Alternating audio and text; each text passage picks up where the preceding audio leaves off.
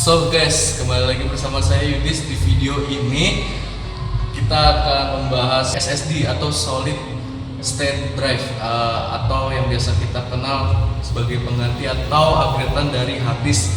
Nah, apa sih kelebihan dari SSD itu?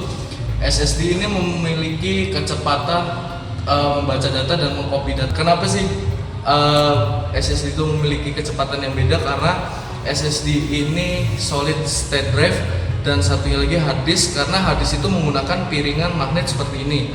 Dan nanti kalau misalkan mengcopy data, dia harus melewati magnet-magnet tersebut. Ketika mati, magnetnya ikut berhenti di situ dan membaca lagi di magnet yang berhenti itu. Tapi di SSD ini memiliki kekurangannya itu harga yang masih cukup mahal dan berkapasitas kecil.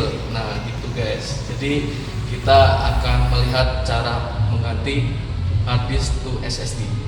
Check it out.